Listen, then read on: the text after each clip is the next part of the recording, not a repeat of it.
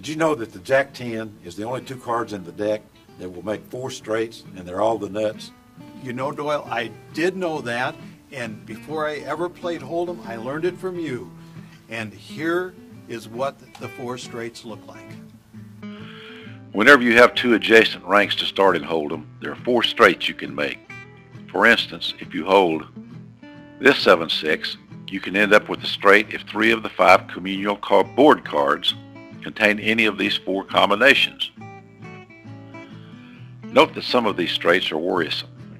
If you make a straight using the first three cards, 10, 9, 8, an opponent hold Queen Jack can beat you. And if a 7 hits the board, a Jack by itself will beat you. And if you make a straight using the 9, 8, 5, you don't want to see a Queen, Jack, 10, or 7 hit the board, or you could be beat by a higher straight. So, even though you have four ways to make a straight anytime you begin with adjacent ranking cards from 5 to 4 up to Jack to 10, you're not always safe when you do make the straight. In general, you're safest when you hold the top two cards of the straight or both of your cards fit inside the straight. If there's a gap between your ranks like this, there are only three possible straights that use both cards. And if you have 10-7 with two gaps separating your ranks, you only have two possible straights that allow you to use both cards. With this 10-7, you need either Jack 9-8 or 9-8-6. And of course, if there are three gaps, there's only one way to use both cards to form a straight, 9-8-7. Once you understand this, you see why playing cards like 10-8 suited is usually unprofitable. At those times that 10-9 suited might be profitable because the possibility of making a flush and a straight give you hope. Playing 10-8 suited will usually be expensive. That's because the 10-9 suited usually is barely profitable. And when you have a 10-8, you have 25% less of making a straight. Some quick advice. Unless your starting cards both rank 10 or higher, seldom play any hand that has a gap in it. That means all these hands, and more like them, lose money in most situations. And if you never play them at all, except occasionally in the blinds or to rob the blinds when you're the button, you'll probably be better off. With Jack 10, if you make a straight, it can never be beaten by another straight.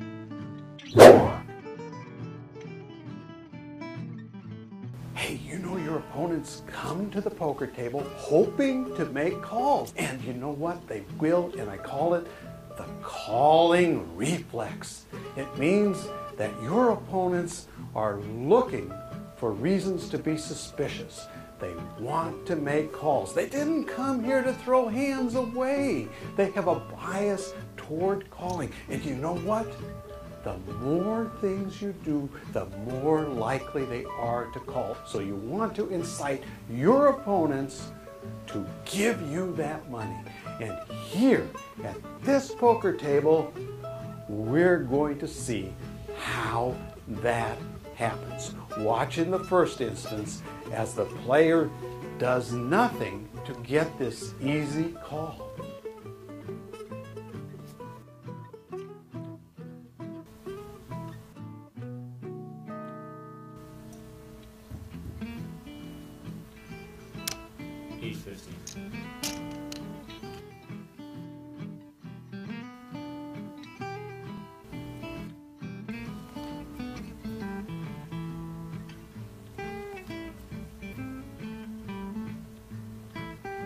Second, he incites that call and wins the money. $8.50.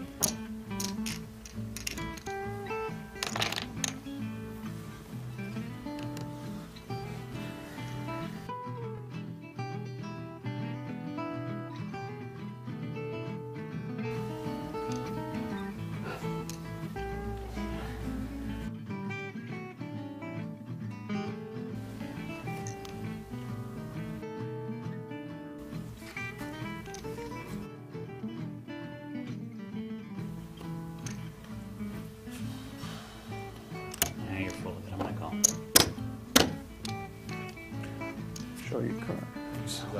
Wow, Ron, you did that just perfectly. You did that just perfectly. He was going to fold. You got a call. You just kept at it and at it. The more you do, the more likely they are to call. Players have a calling reflex. Take advantage of that and you can get a free roll very often. When you've bet a big hand and your opponent is about to fold, do anything. Remember, opponents have a calling reflex, which means they have a bias toward calling. They're looking for reasons to call, and anything you do is apt to make them suspicious and win that call. If your opponent is in the process of folding, do anything.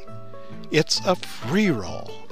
The worst that can happen is you won't get the call, and you weren't going to get it anyway.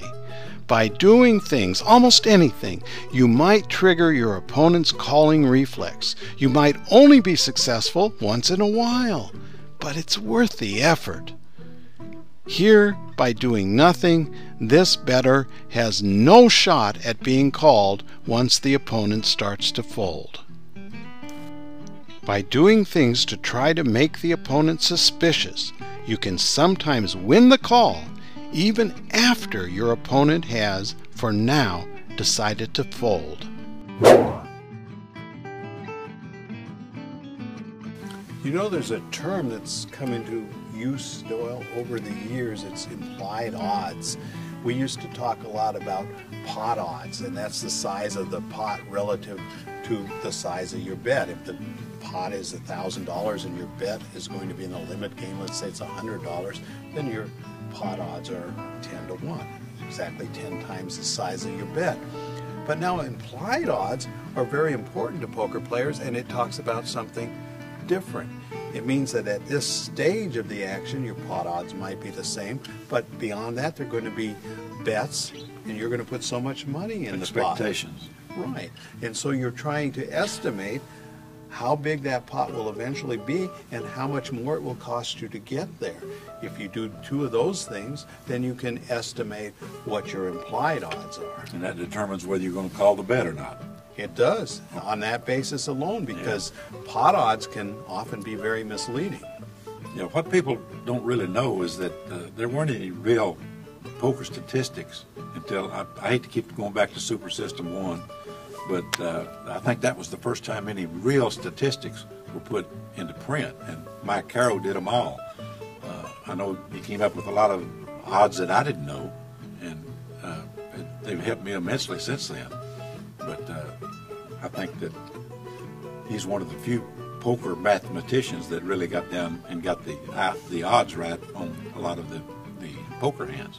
Well, most literature until we did that and Super System had it wrong. So we're both proud of being on the forefront there. But you know, with implied odds, Doyle, sometimes it can be very misleading when players look at the size of the pot, say, oh, it's that large and it costs me this much to call, and they get their pot odds and it's only on the flop, and they don't realize how much more it's going to cost them to pursue that pot, and therefore they're not looking at the implied odds, they're looking at the wrong measurement at that time.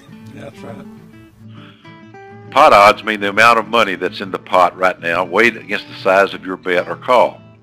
If the pot is $700 and it costs you $100 to call, then the pot is lending you $700 to $100, or 7 to 1. Implied odds are different from pot odds and require you to estimate how much money will eventually be in the pot and how much it will cost you from now on to pursue it.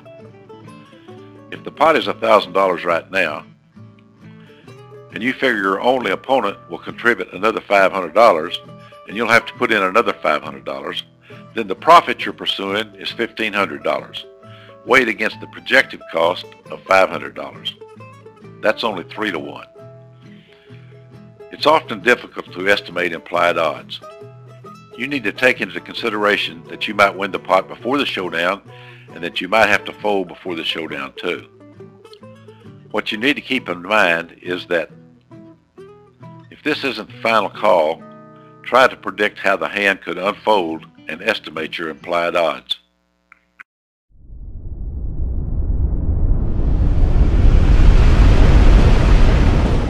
I'm the mad genius of poker, Mike Carroll. And I'm Doyle Brunson. I amplify. Do you?